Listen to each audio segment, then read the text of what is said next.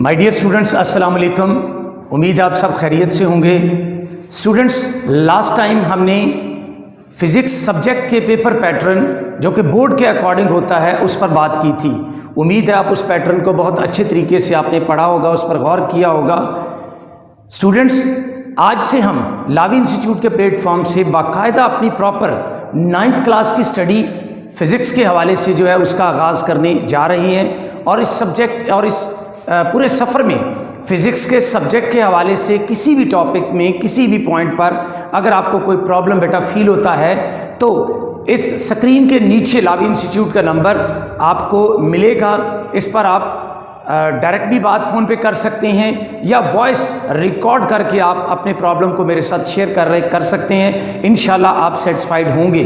Students, आज हम chapter number 1 जो कि फिज़िकल क्वांटिटीज़ एंड मेजरमेंट्स है इससे स्टार्ट कर रहे हैं। उम्मीद है आप सब इस सफ़र में मेरे साथ प्रॉपरली चलेंगे। स्टूडेंट्स, पहले मैं चाहूँगा बेटा आप अपनी बुक्स को ओपन करें, अपने सामने रखें ताकि लेक्चर जो है वो प्रॉपरली आप अंडरस्टैंड कर पाएँ। Let's see physics, it's first chapter, that is chapter number 1, physical quantities and measurements. बेटा जैसा कि आप ये दो वर्ड्स फिजिकल क्वांटिटीज और मेजरमेंट्स इसमें आप देखते हैं। लेट्स सी ये फिजिकल क्वांटिटीज से क्या मुराद है। फिजिकल का मतलब है तबई और क्वांटिटीज का मतलब है मिकदारी एंड मेजरमेंट्स का मतलब है बेटा पैमाइश। सो ये चैप्टर जो है उन तमाम फिजिकल क्वांटिटीज की मेजरमेंट से रिलेटेड है। फिजिकल क्वांटिटीज क्या जी कि जिंदगी में हमें बहुत सारी चीज़ों को हम मेजर करते हैं। ऐसी मिकदारें जिनको हम मेजर कर सकते हैं उन्हें हम फिजिकल क्वांटिटीज कहते हैं। जैसे हमारा time, temperature, mass, length, pressure और बहुत सारी ऐसी क्वांटिटीज़ हैं। इन फिजिकल क्वांटिटीज़ को कैसे मेजर किया जा सकता है और ये क्या होती हैं हम प्रॉपर इस चैप्टर में पढ़ेंगे। But before going to this, आज का हमारा जो फर्स्ट टॉपिक है हम इसमें देखेंगे फिजिक्स क्या है और इसकी जो इब्तदा है वो कैसे हुई। Let's see my dear students, what is physics. Physics को अगर हम डिफाइन करें तो हम कहते हैं the study of matter, energy and their interactions is called as physics. The study of matter, energy and their interactions is called as physics. अब अगर हम इसमें देखें दो वर्ड्स यूज किए गए हैं, one is matter and other is energy. Matter और एनर्जी की स्टडी को आप फिजिक्स कहते हैं। तो बेटा हमें पहले देखना है मैटर क्या चीज है। तो मैटर के बारे में हम जानते हैं everything that has mass and occupies some space, यानी हर वो चीज बेटा जिसे हम देखते हैं उसका कुछ मैस होता है, कुछ वजन होता है और वो इस कायनात में कुछ जगह घेरे हुए है, उसे हम मैटर कहते हैं। जिसमें बुक, चेयर, आप, मैं, लिविंग, नॉन लिविंग जितनी भी चीज़ें हमें नज़र आती हैं they all are made up of matter. और एनर्जी क्या चीज़ है। एनर्जी हम कहते हैं ability of a body to do work, कि किसी भी बॉडी में काम करने की जो एबिलिटी होती है उसे हम एनर्जी कहते हैं। अब हम काम करते हैं, हमें एनर्जी कहाँ से मिलती है।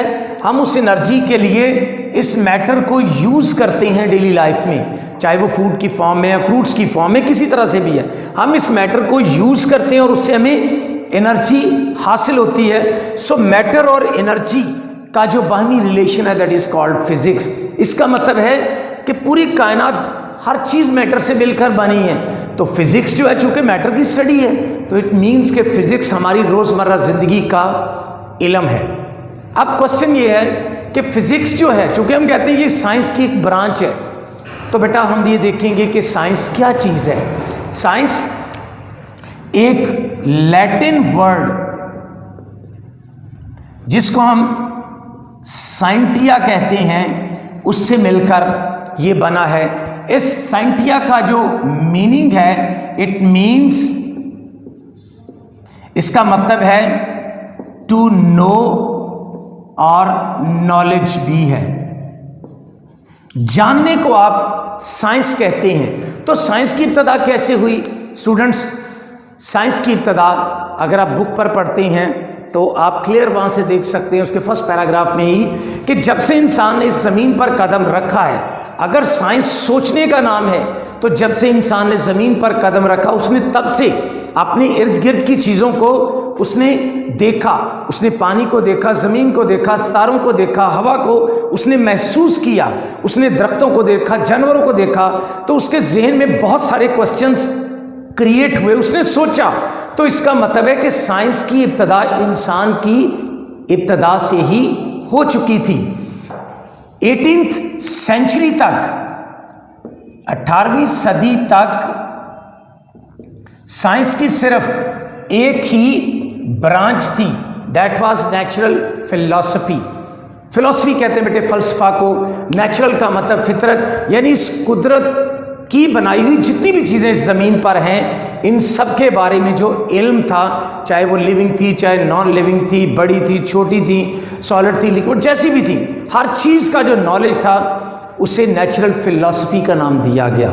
और जैसे जैसे इंसान बढ़ते गए, शेयरिंग बढ़ी, नॉलेज बढ़ा इंसान का, तो इस नेचुरल फिलॉसफी को दो ब्रांचेस में 19th सेंचुरी में इसको दो ब्रांचेस में डिवाइड कर दिया गया, जिनमें से एक फिजिकल साइंस और दूसरी बायोलॉजिकल साइंसेस का नाम दिया गया। अब फिजिकल साइंसेस जो थी, it was the study of non living things, यानी नॉन लिविंग थिंग्स का जो नॉलेज था उसे फिजिकल साइंस कहा गया, और biological science that was the study of living things. अब ये लिविंग थिंग्स बेटा बड़ी थी, छोटी थी, जैसी भी थी, इन लिविंग थिंग्स के नॉलेज को बायोलॉजिकल साइंसेस और नॉन लिविंग थिंग्स का जो नॉलेज था उसे फिजिकल साइंसेस का नाम दिया गया। फर्दर अब चूंकि हम फिजिक्स मेरा टॉपिक है बेटा, तो मैं फिजिकल साइंसेस को ही आगे प्रमोट करूंगा और इसी के बारे में बात करना चाहूंगा।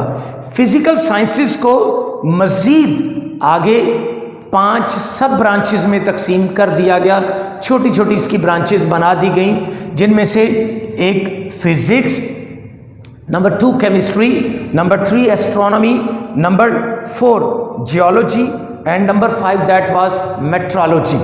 लेट्स सी फिजिक्स क्या है। फिजिक्स बेटा हम ऑलरेडी पढ़ चुके हैं कि फिजिक्स क्या था। That is the study of matter, energy and their interactions, यानी फिजिक्स मादे का सारा नॉलेज और एनर्जी का सारा नॉलेज जो था उसे फिजिक्स का नाम दिया गया। केमिस्ट्री, इसी फिजिकल साइंसेस में से केमिस्ट्री एक अलग ब्रांच बनाई गई, जिसमें कंपाउंड्स, एलिमेंट्स और केमिकल रिएक्शंस का नॉलेज ऐड किया गया। यानी केमिस्ट्री क्या थी? It is the study of elements, compounds and chemical reactions. Next number 3 that is astronomy. Astronomy जिसको हम फल्कियात कहते हैं, एस्ट्रोनॉमी फिजिक्स फिजिकल साइंस की ये वो ब्रांच है जिसमें स्टार्स और प्लैनेट्स का नॉलेज जो था वो ऐड किया गया। देन एस्ट्रोनॉमी हम क्या कहेंगे? Astronomy is that branch of physical sciences which deals with the study of stars and planets. Geology, geo means earth. Geology means the study of earth. The study of earth, that is called as geology. And then that was the meteorology, and meteorology means the study of वेदर्स, कि ये हमारे मौसम कैसे बनते हैं, कैसे ये change होते हैं, इसकी स्टडी को मेट्रोलॉजी कहा गया। देन डियर स्टूडेंट्स, एक क्वेश्चन है, why do we study physics? और यू कैन से कि फिजिक्स हमारे लिए क्यों अहम है, हम फिजिक्स को क्यों स्टडी करते हैं? स्टूडेंट्स, फिजिक्स चूंकि हमारी रोजमर्रा जिंदगी का इल्म है, ये मैटर और स्टडी से रिलेटेड इल्म है, ये सारा नॉलेज जो है ये मैटर और स्टडी का है। It means physics is very important in our daily life. जितने भी फिनोमिनन्स, जितने भी काम हमारे इर्द गिर्द होते हैं वो सब फिजिक्स के रूल्स पर हो रहे होते हैं। हमारा ज़मीन पर चलना that happens only due to physics. गाड़ियों का रोड्स के ऊपर चलना, उनका ब्रेक्स लगाना, ये फिजिक्स के रूल्स पर होता है। आसमान पर हम सितारे देखते हैं, उनकी रोशनी हमारे तक कैसे पहुंचती है। सूरज मशरक से ही क्यों निकलता है और मगरिब में क्यों गरूब होता है, इसका आंसर हमें फिजिक्स दे सकती है। एक छोटी सी नीडल को आप पानी में फेंकते हैं बेटा, वो डूब जाती है। एक बहुत बड़ा सैकड़ों टन वजनी हमारा जो शिप होता है वो पानी में नहीं डूबता। अगर इसके क्वेश्चंस की बात करें तो इस क्वेश्चन का आंसर हमें सिर्फ फिजिक्स देगी।